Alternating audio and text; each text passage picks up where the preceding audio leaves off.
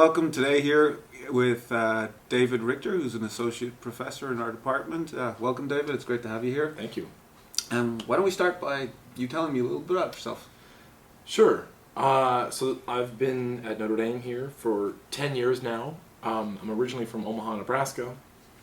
I lived there until I was 5, lived outside of Chicago for a few years, and then from 6th grade onwards I lived in Texas with my mom and 2 brothers. I went to the University of Massachusetts for undergrad after I graduated high school. That's where I met my wife. We got married a couple weeks after graduation in 2006. Hopped in a U-Haul right after our honeymoon and drove to California, where I started grad school at Stanford shortly after. And then completed my PhD in 2011 in mechanical engineering. Did a 2-year postdoc at the National Center for Atmospheric Research in Boulder, and have been here ever since. Oh, it's great to have you here. So tell me a little bit about your research and your area of expertise in general.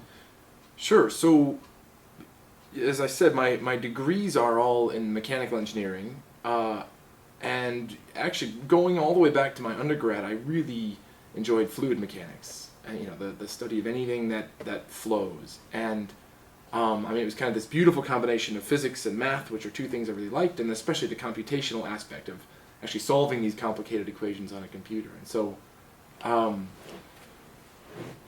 when I went to graduate school, that's kind of all I knew I wanted to do, and I wound up working on something called non-Newtonian fluids. So, crazy fluids like cornstarch and water or latex paint, things that don't kind of have, normal properties. But then after I graduated with my PhD, I want to study the environment. And so I want to look at fluid mechanics of things like the atmosphere, oceans. So the types of things that I study now are just clouds, how clouds form, how precipitation forms, hurricanes, how hurricanes develop, how they intensify, waves on the ocean, what happens to spray when the waves break and bubbles burst on the surface. So, complicated problems, but all associated with our environment and the natural world. And you will do all of this by simulation and on computers? That's right. So most of it is, solving, the equations that we know work pretty well for fluid mechanics on computers. And so the idea is that we kind of create a numerical laboratory where we can run idealized, of course, we're not actually simulating a particular hurricane or a particular wave on the ocean, but what we're trying to do is say, hey, look, here's an idealized situation where I've kind of controlled for everything, and I just want to see basically what happens. And is our understanding of what we always say, what happens outside, or our interpretation of it, is that right or not? So when I've asked previous people who do computer simulation work this question, they always say it's hard to think of something that would fit into this category on a computer. But do you have any really fun or funny stories associated with your research? Funny stories associated with my research? Normally people don't associate programming with fun, but I find it extremely enjoyable. Maybe not funny, but I really enjoy the idea of look, you're in complete control of the computer, right? I had a professor in graduate school just say, hey, look, if your computer code isn't working, it's your fault. The computer is just doing exactly what you told it to do. And so I like the idea that you can actually kind of control for everything, and if it's not working, you can kind of dive in and look and see what's going wrong. I think some of my friends who do, laboratory experiments would say the same thing. You can set up your tank, or you can set up your apparatus however you want. And I don't know, there's something just reassuring that, hey, look, we can scale things down in such a way that we can kind of get it before us, because a lot of the process that happen out in the real world are complicated, and that stresses me out. That's the idea of trying to go out and actually get on a boat or on an aircraft or something and make a measurement in something that's much larger and much more uncontrolled than you. Then that doesn't jive well with my personality. Yeah, no, I've always enjoyed working on the environment in the kind of same way that you do. The running joke that I always make is that God was the engineer who created it all, but not kind enough to share the plans. So it's our job to figure it out. That's right. So you've been here for a decade now, right? Which means that you know the department fairly well and you know everything that's going on. What would you say is your favorite thing about this department?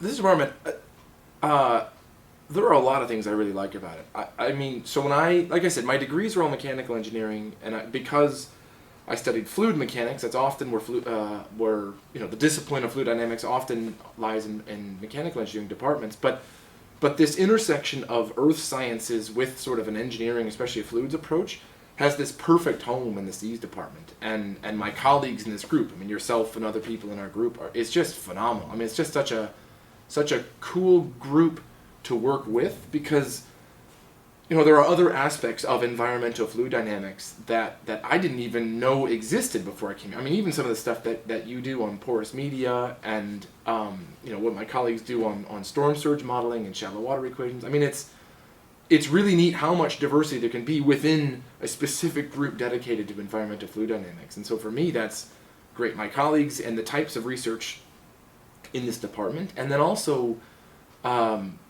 just the students that we get. I mean, particularly the undergraduate students who are here, trying to become a civil or an environmental engineer so that they can help the world, right? Help society. I mean, that's this is kind of the major that draws a lot of people who have a lot of sort of outward thinking ideas about serving society and serving people. And I think that's just really admirable, and it's a lot of fun to participate in. Yeah, I would agree, and I also think it's been a lot of fun learning about turbulence from you over the years. So imagine you could go back in time to 22-year-old David, right, and give him some advice on future career or anything like that. So, or one of our 22-year-old students who's thinking of going on to do a PhD, what would you tell them? Wow, that's a really good question. I think I mentioned just a minute ago how the research I did for my PhD, I actually stopped. I never did it again, and I haven't looked back. I mean, all these non-Newtonian fluid mechanics problems. I enjoyed the analysis, but what's funny is that I would not go back and tell 22-year-old me to not have done that. I mean, the reason I even got into that lab was through, I'd done research with an undergraduate professor at UMass, who, he knew this person at Stanford who ended up being my advisor, and I wouldn't trade that connection, even though I ended up working on something that I ultimately didn't pursue.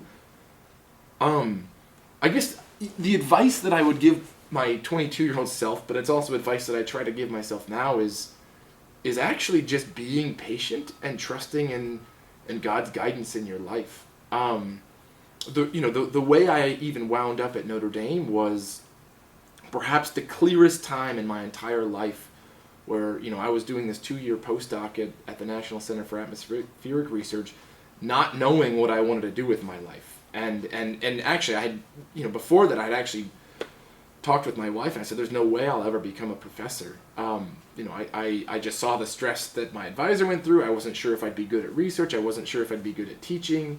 I didn't know what to do, and it was a really stressful time. I mean, I had this wonderful position in a beautiful city in the U.S., my wife and I had 2 wonderful kids. I mean, everything's great, but I was stressed out and anxious about the future. And after 1 year, I almost quit it a year into it. And then at the end of that 1 year, I was trying to rely on prayer more and just asking God, where do you want me and my family to be?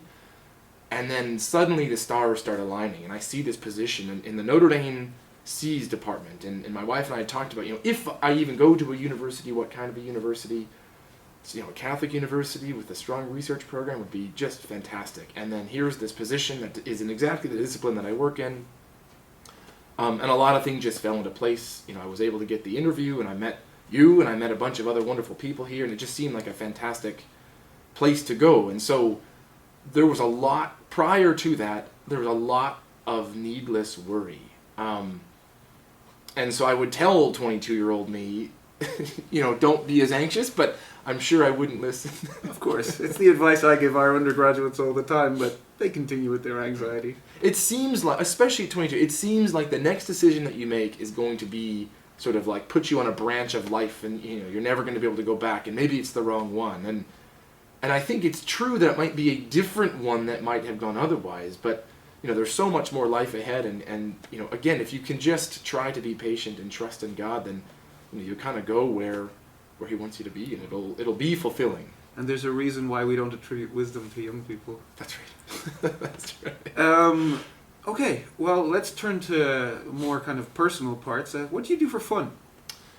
I do for fun. I really enjoy playing soccer. I just coached my daughter's team. I mean, I've always kind of enjoyed that. As I'm getting older, it's getting harder and harder to find time and also the energy to keep playing. That's the thing I do. Lately, I really enjoy reading. At some point, I think it was during my postdoc, or maybe shortly after I arrived here, I'd actually started this process of going back to classic sort of masterpieces of literature. You know, books I ought to have read in high school that I either skimmed or just kind of didn't read very thoroughly.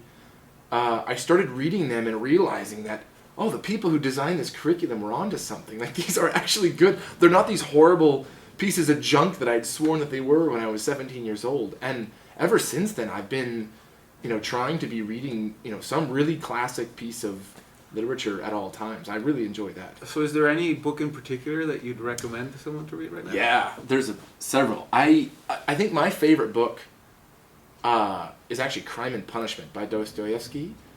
And it's one of these ones, I'm actually afraid to ever go back and reread it, because I don't think I'll recreate the sort of response that I got the first time. When you're reading it, I mean, you know, he commits a crime in the very, you know, opening chapter, and the rest of it is him just freaking out about it. And as you're reading, you feel like you did it. And I remember reading once, and I was gripping the book and just tense, and my wife looked over, and she's like, "Are you all right?" And it's like, "Oh yeah." I mean, it just feels like, and just the recognizing the ability of an author to draw that out is quite fantastic. So I recommend that. Frankenstein is another one that I really, really like. Yeah, I read Frankenstein recently, and it was amazing. Yeah, I'm reading right now the C.S. Lewis's Space Trilogy, which several friends had recommended, and you know, I've read the Chronicles of Narnia to my kids, and I love the way that he can, you know, just the imagination of being able to describe, or at least, you know, give a picture to things that are almost unexplainable is just fantastic. Those were my favorite books as a child, and I read them again as an adult, and I still love them. So I fully agree. How about music? Music. So you and I have talked about this. I actually really enjoy metal.